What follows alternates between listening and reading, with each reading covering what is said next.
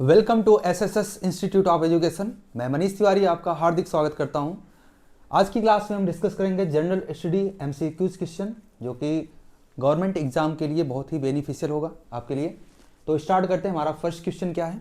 देखिए, हमारा first question screen पे है यहाँ पे। This is the first question. The Ilbert bill controversy 1883 was mainly related to. तो आपको बताना है इलबर्ट बिल कंट्रोवर्सी किस चीज से रिलेटेड है। यहाँ पे जो ऑप्शन दिया हुआ है, इस ऑप्शन में किस ऑप्शन से रिलेटेड है इलबर्ट बिल कंट्रोवर्सी? तो पहला है फ्रीडम ऑफ द प्रेस से रिलेटेड है, judicial equality between Indians and Europeans, expansion of legislative council and civil services reform. तो इलबर्ट बिल जो है ये judicial equality between Indian and European, मतलब जो जुडिशियल सिस्टम है यहाँ पे इंडियन जज की एंट्री की बात किया था इलबर्ट बिल ने। तो इसका ऑप्शन कौन सा सही होगा? इसका ऑप्शन बी सही होगा। ठीक है, option B is correct. Clear? Second question देखिए, इसका एक्सप्लेनेशन ये है कि इलबर्ट बिल अलाउडेड इंडियन जज टू ट्राई यूरोपियंस। तो इलबर्ट बिल जो है अलाउडेड इंडियन जजेस to try Europeans. Europeans strongly oppose, मतलब यहाँ पे यूरोपियन जो है इस चीज का अपोजिशन की। जो इलबर्ट बिल आया था इसको पूरी तरह से अपोज किया, क्योंकि वो नहीं चाहते थे कि उनके ऊपर जो ट्रायल हो, जैसे यूरोपियंस के ऊपर जो मुकदमे होते हैं तो उसको कोई इंडियन जज जो है उसका ट्रायल देखे। रेशियल डिस्क्रिमिनेशन जो है यहाँ पे साफ साफ दिखता है, यूरोपियन का रेशियल डिस्क्रिमिनेशन किस तरह से था, इंडियन किस हद तक था इंडियन के ऊपर, ये प्रॉपर्ली यहाँ पे शो होता है। Created political consciousness among Indian. तो ये जो इलबर्ट बिल था ये एक consciousness, political consciousness among Indians ये दर्शाता है। ठीक है, नेक्स्ट क्वेश्चन हमारा क्या है? Which article of the Indian constitution deals with president rule. इसमें से कौन सा आर्टिकल जो है ये प्रेसिडेंट राष्ट्रपति शासन के बारे में बात करता है? तो देखते हैं कौन सा ऑप्शन है। आर्टिकल 352। देखो, ये है नेशनल इमरजेंसी के बारे में बात करता है। किसके बारे में? National emergency. नेशनल इमरजेंसी कब कुछ कंडीशंस पे लगता है। पहला, arm rebellion with in the country. ठीक है, arm rebellion with in the country. Second है एक्सटर्नल एग्रेशन। कोई भी अगर कंट्री इंडिया के ऊपर वार छेड़ देता है, युद्ध छेड़ देता है, तो उस केस में भी आर्टिकल 352 लग जाता है। आर्टिकल 52 में जो आर्टिकल जो 352 है, इसमें आर्टिकल 19 जो फ्रीडम आर्टिकल मतलब राइट टू फ्रीडम है, ये एबॉलिश हो जाता है उस समय। आर्टिकल 356 ये है राष्ट्रपति शासन से डील करता है। राष्ट्रपति शासन के बारे में आर्टिकल 356 में लिखा गया है। आर्टिकल 360 फाइनेंशियल इमरजेंसी के बारे में बात करता है। ठीक है, तो ये क्लियर हुआ। इसका जो ऑप्शन कौन सा सही होगा? ये ऑप्शन सही होगा, आर्टिकल 356 स्टेट इमरजेंसी, या इसी को हम बोलते हैं राष्ट्रपति शासन। क्लियर हुआ? नेक्स्ट क्वेश्चन देखिए, आर्टिकल 356 जो है failure of constitutional machinery in states. अगर किसी भी स्टेट में जो कॉन्स्टिट्यूशनल मशीनरीज है, मतलब कॉन्स्टिट्यूशनली जो गवर्नमेंट है वो अपना काम करने में फेल हो जाती है, तो उस केस में राष्ट्रपति शासन लागू हो जाता है। ठीक है, उस समय जो नेक्स्ट है third question. Consider the following statement about the finance commission. Finance commission के बारे में हमको ये बताना है कौन सा ऑप्शन सही होगा। It is a constitutional body. बिल्कुल, फाइनेंस कमीशन जो है एक तरह का कॉन्स्टिट्यूशनल बॉडी है। ठीक है, दूसरा है it is constituted every 5 year. बिल्कुल, 5 ईयर के बाद फाइनेंस कमीशन एक बार फिर से बनता है, मतलब इसका टर्म जो है 5 साल का होता है। नेक्स्ट है it distribute grants between centre and state which are correct. इसमें से कौन सा करेक्ट है? तो इसका तीनों ऑप्शन सही है, 1, 2 and 3, all is correct. Question number 4। Question number 4 is the roaring forties are found in which latitude zone. Roaring forties, ठीक है, रोरिंग फोर्टीज जिसको हम गरजता चालीसा भी बोलते हैं, roaring forties are found in which latitudinal zone.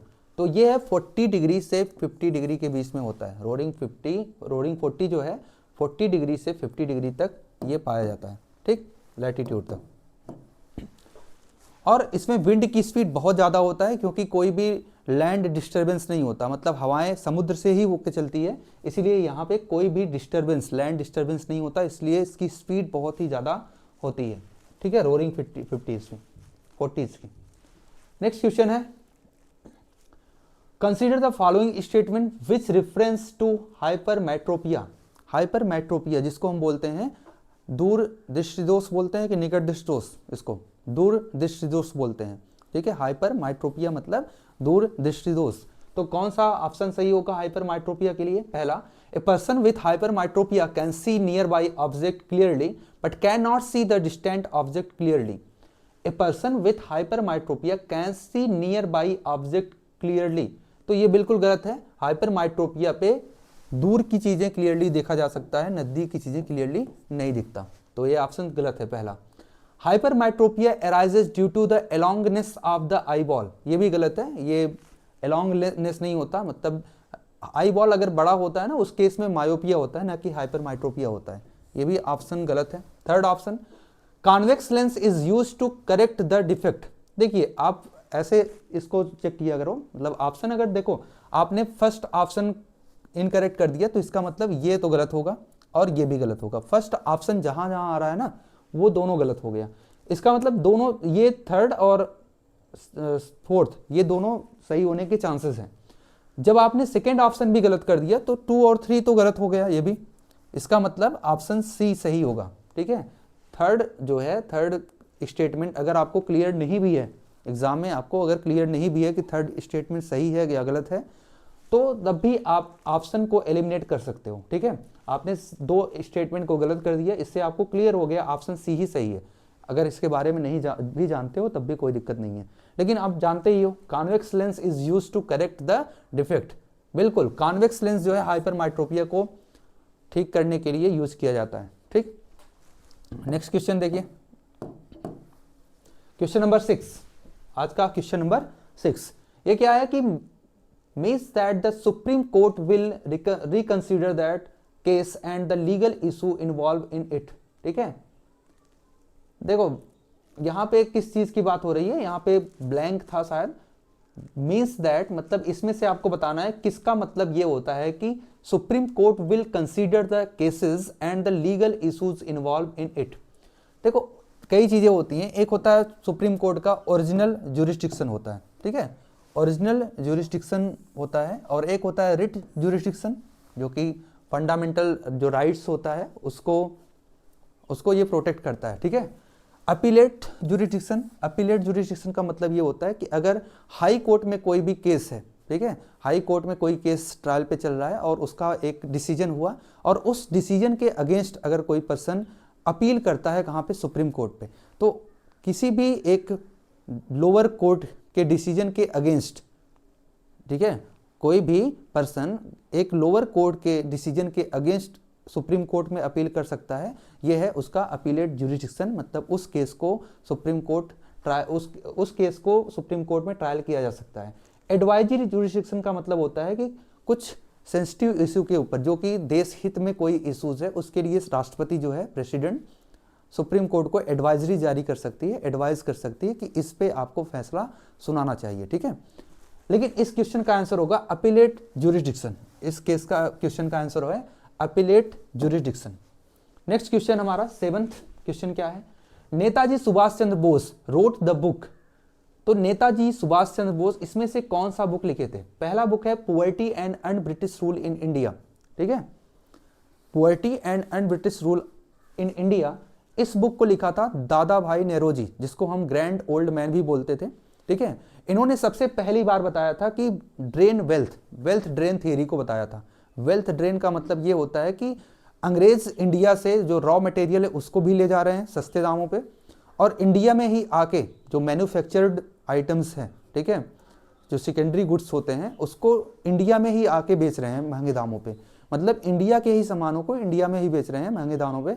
तो इससे क्या बोल रहे हैं कि ये वेल्थ को, ये ड्रेन वेल्थ थियरी को दिखाता है। Poverty and un British rule in India में इन्होंने प्रॉपर्ली समझाया था किस तरह से अंग्रेज इंडिया को लूट रहे हैं, ठीक है। पहली बार किसी ने इस चीज़ को बहुत ही अच्छे तरीके से समझाया था, ठीक है। ये एक इकोनॉमिस्ट भी थे अच्छे। द इंडियन स्ट्रगल, इसको लिखा था किसने? इसको तो सुभाष चंद्र बोस ही ने लिखा था। द इंडियन स्ट्रगल इसको लिखा था सुभाष चंद्र बोस ने। पहला क्वेश्चन समझ में आया। Poverty and un-British rule in India, इसको लिखा था दादा भाई नेहरू जी ने। नेक्स्ट है अनहैप्पी इंडिया। अनहैप्पी इंडिया लिखे थे लाला लाजपत राय, ठीक है। लाला लाजपत राय ने लिखा था अनहैप्पी इंडिया। नेक्स्ट है आनंद मठ। देखो ये बहुत इंपॉर्टेंट बुक है आनंद मठ। आनंद मठ जो बुक है उसी से वंदे मातरम जो आपका नेशनल सॉन्ग है उसको लिया गया था। तो इसका मतलब आपको क्लियरली समझ में आ गया होगा आनंद मठ किसने लिखा था। आनंद मठ लिखा था बंकिम चंद्र चट्टोपाध्याय ने। ये जो बुक है किस किस के बारे में वर्णन करती है? ये सन्यासी विद्रोह के बारे में बताती है, सन्यासी विद्रोह के बारे में बताती है, ठीक है, आनंद मठ बुक। और आनंद मठ जो बुक है इसी का ही एक पार्ट है वंदे मातरम, ठीक है। वंदे मातरम सुजलाम सुफलाम, ठीक है, जो एक नेशनल सॉन्ग है आपका, ये आनंद मठ बुक से लिखा गया है, ठीक है। Next question, question number 8। Gandhi ji hoped that by coupling non-cooperation with blank India's two major religions community, Hindus and Muslims, could collectively bring an end to colonial rules, ठीक है। तो गांधी जी का क्या मानना था इसके लिए वो बताना है आपको। तो ये क्वेश्चन क्या है कि गांधी जी ये आशा करते थे कि जो दो मेजर रिलीजन है हिंदू और मुस्लिम, ठीक है, नॉन कोऑपरेशन जो मूवमेंट है इसके साथ मतलब किस मूवमेंट को कपलिंग करना चाहते थे, किस मूवमेंट को मिलाना चाहते थे, ठीक है, जिससे कि एक collectively bring an in to colonial rule, ठीक है, जिससे कि एक बड़ा आंदोलन बन सके ये। तो ये है खिलाफत मूवमेंट, ठीक है, खिलाफत मूवमेंट की बात कर रहे हैं। तो नॉन कोऑपरेशन मूवमेंट के साथ उन्होंने खिलाफत मूवमेंट को भी इंट्रोड्यूस कर दिया था। तो खिलाफत मूवमेंट क्या है आपको क्लियर ये समझ में आना चाहिए। खिलाफत मूवमेंट क्या है? देखो खिलाफत मूवमेंट ये है कि जो फर्स्ट वर्ल्ड वार हुआ था, ठीक है, फर्स्ट वर्ल्ड वार, इसमें ऑटोमन एम्पायर की हार हुई थी। और ऑटोमन एम्पायर की हार हुई थी, ये मेनली मुस्लिम मेजॉरिटी एम्पायर था, ठीक है। और इसके बाद अंग्रेजों ने जो खलीफा का पोस्ट होता था, ठीक है, खलीफा मतलब एक इस्लाम में स्पिरिचुअल पोस्ट होता था खलीफा, ठीक है, तो उसको बैन कर दिया, उसको इनवैलिड बोल दिया। तो उसके खिलाफ जो मुस्लिम्स कम्युनिटी है, चाहे पूरे वर्ल्ड में जितने भी मुस्लिम कम्युनिटी है, उसके उन लोगों में अंग्रेजों के खिलाफ एक आक्रोश था, ठीक है। और इंडिया में भी जो मुस्लिम कम्युनिटी है, बहुत सारी मुस्लिम कम्युनिटी थी, उसमें भी एक ब्रिटिश जो हुकूमत है उसके खिलाफ आक्रोश था। तो उसमें दो मेन इसके लीडर थे, मोहम्मद अली और Shaukat Ali.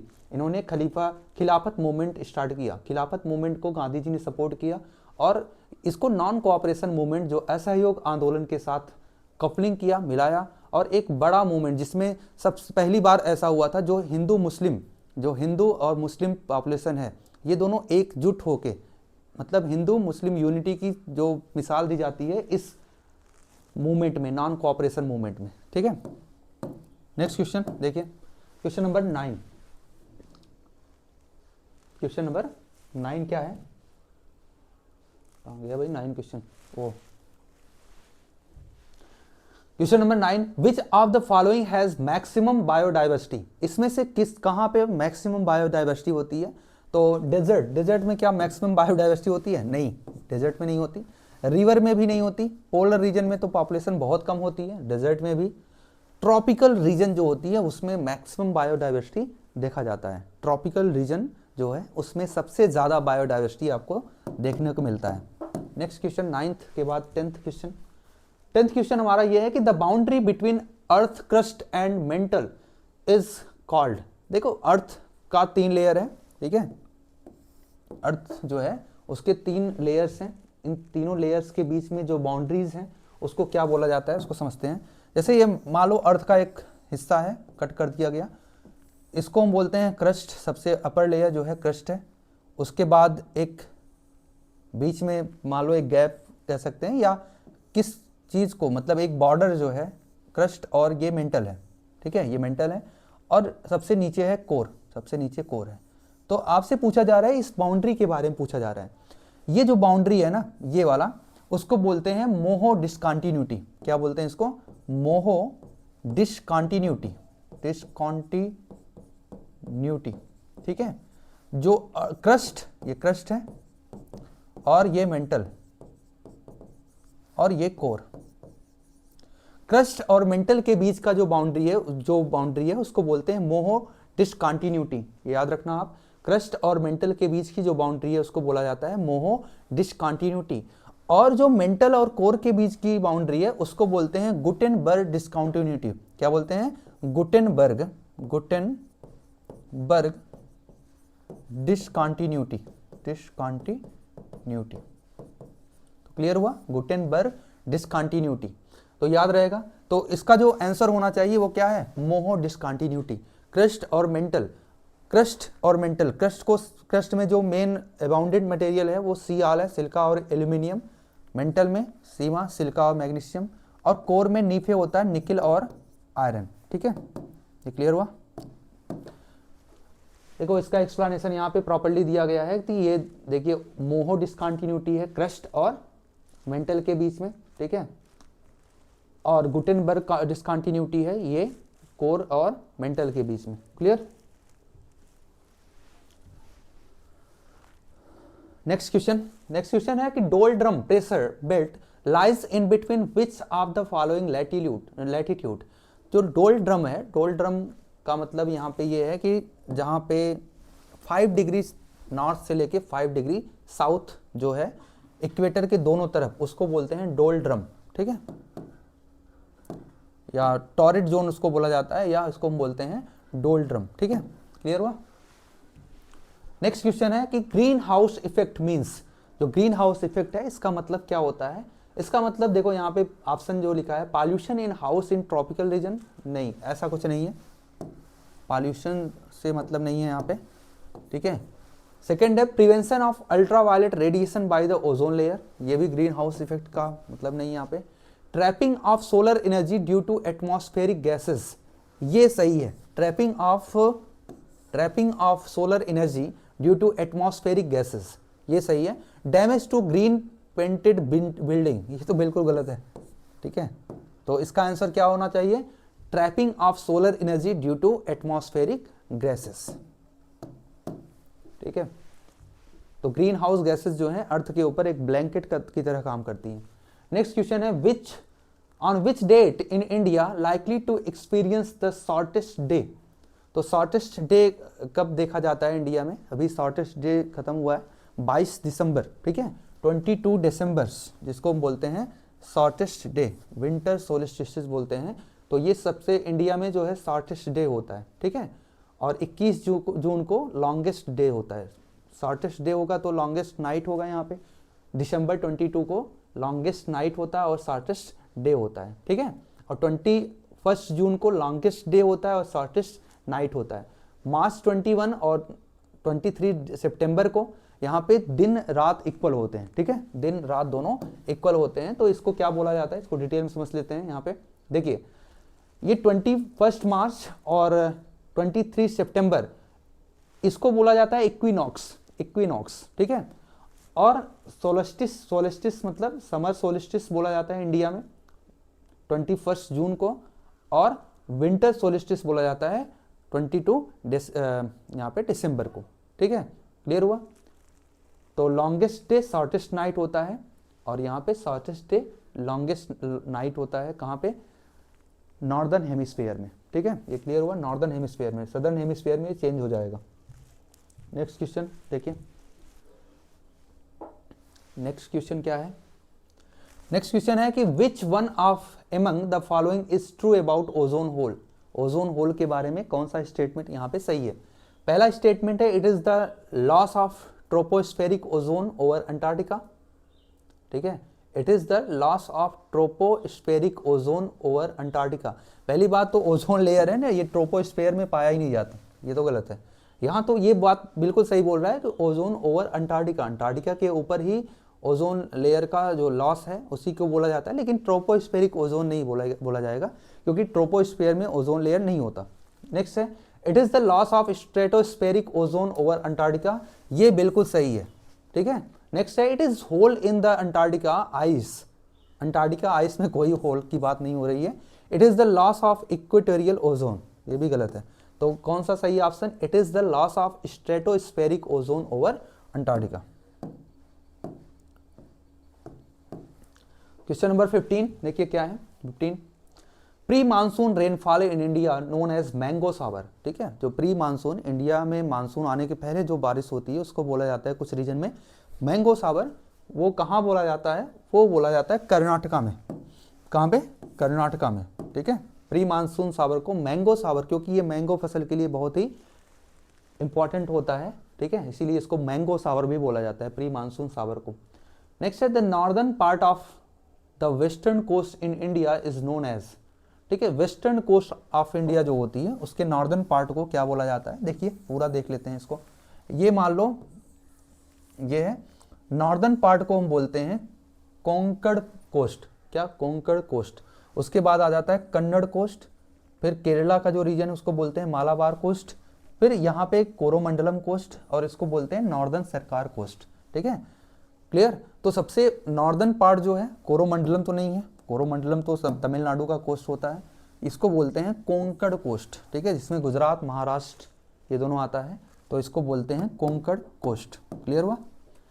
Question number 17 question क्या है, the Andaman is separated from Nicobar by which water body.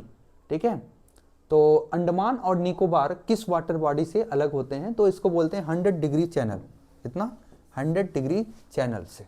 पाक स्टेट इंडिया और श्रीलंका के बीच में है। ठीक है, ये क्लियर हुआ, 100 डिग्री चैनल से। अंडमान और निकोबार जो है 100 डिग्री चैनल से अलग होते हैं। Next question, which state has the most coffee grown in India. सबसे ज्यादा कॉफी इंडिया में किस स्टेट में पाया जाता है या ग्रो किया जाता है, वो है कर्नाटका। कर्नाटका में सबसे ज्यादा कॉफी उगाया जाता है, कर्नाटका में सबसे ज्यादा कॉफी उगाया जाता है। ठीक है, तो यहाँ पे देख लेते हैं थोड़ा सा एक्सप्लेनेशन इस क्वेश्चन का क्या है। कॉफी जो है कर्नाटका और केरला में सबसे ज्यादा ग्रो किया जाता है, रबर केरला और कर्नाटका में, टी असम और केरला में। ठीक है, या वेस्ट बंगाल में भी, टोबैको गुजरात महाराष्ट्र और मध्य प्रदेश में सबसे ज्यादा ग्रो किया जाता है। ठीक, नेक्स्ट क्वेश्चन, ये क्वेश्चन नंबर 19 है, union territory of Puducherry does not bordered with whom. तो यूनियन टेरिटरी ऑफ पुडुचेरी जो है किस स्टेट के साथ बॉर्डर शेयर नहीं करता। देखो पुडुचेरी जो है ना, ये कई स्टेट में है, जैसे केरला में इसका एक डिस्ट्रिक्ट है, माहे डिस्ट्रिक्ट है। ठीक है, केरला में कौन सा डिस्ट्रिक्ट है, माहे डिस्ट्रिक्ट केरला में है। कराईकल और पुडुचेरी ये है तमिलनाडु में, और एक है यनम। यनम कहाँ है, यनम है आंध्र प्रदेश में। ठीक है, यनम है आंध्र प्रदेश में। तो कर्नाटका में नहीं है। ठीक है, कर्नाटका में नहीं है, तमिलनाडु में है, आंध्र प्रदेश में है, केरला में माहे डिस्ट्रिक्ट है। ठीक है, ठीक है, तीनों जगह पे है, कर्नाटका में नहीं है, तो कर्नाटका इसका ऑप्शन होगा। इसमें पूछा है ना, union territory of Puducherry does not boundary with home, किस स्टेट के साथ बाउंड्री शेयर नहीं करता, तो वो कर्नाटका के साथ बाउंड्री शेयर नहीं करता। ठीक है, ये 19 क्वेश्चन था आपका, सही है, क्लियर। 20 क्वेश्चन क्या है आज का, कंसीडर द फॉलोइंग एरियाज। इस एरियाज को कंसीडर करना है। ये बांदीपुर, बांदीपुर नेशनल पार्क, देखो बांदीपुर नेशनल पार्क है भीतरकनिका, मनास और सुंदरबन। ठीक है, तो बांदीपुर कहाँ है, और इसमें से आपको बताना है कौन सा टाइगर रिजर्व यहाँ पे है, इसमें से कौन कौन सा टाइगर रिजर्व है। ठीक है, तो देखिए टाइगर रिजर्व कौन सा है, बंदीपुर ये कर्नाटका में है, भीतरकनिका उड़ीसा में है, मनास, मनास कहाँ है, मनास है असम में, असम में काजीरंगा भी है, सुंदरबन आपको पता ही है वेस्ट बंगाल में है। ठीक है, तो इसमें से बताना है कौन सा टाइगर रिजर्व है, कौन कौन सा टाइगर रिजर्व है। ठीक है, तो इसका ऑप्शन सही कौन सा होगा भाई, 1, 3 और 4, क्या ऐसा है। ठीक है, कौन सा सही है इसका, 1 and 2 ओनली। 1 देखो बांदीपुर नेशनल पार्क है, टाइगर रिजर्व भी शायद है। ठीक है, भीतरकनिका नेशनल पार्क और मनास सुंदरबन। ठीक है, तो मनास टाइगर रिजर्व नहीं है यहाँ पे। ठीक है, मनास टाइगर रिजर्व शायद नहीं है। ठीक है, तो 1 and 2 इसका कौन सा सही होगा, 1, 2 and 4, 1, 2 and 4 ऐसा कोई ऑप्शन नहीं है, तो इसका आंसर कौन सा सही होगा, 1, 3 and 4 सही होगा। ठीक है, 1, 3 and 4 भीतरकनिका जो है ये टाइगर रिजर्व नहीं है। नेक्स्ट क्वेश्चन हमारा 21 लास्ट क्वेश्चन है ये, variation in the length of day time and night time from season to season are due to the earth rotation on its axis, the earth revolution around the sun in an elliptical manner, latitude position of the place, revolution of the earth on its tilted axis. तो इसका answer D होगा, revolution of the earth on a tilted axis. ठीक है, tilted axis के साथ साथ revolution करना अर्थ का, ये इसका आंसर होगा। जो वेरिएशन है इन the length of day time and night time from season to season, ये इस पे डिपेंड करता है। ठीक है, तो आज के लिए इतना ही क्वेश्चन था। Thank you for watching this and like share and subscribe our channel. Okay.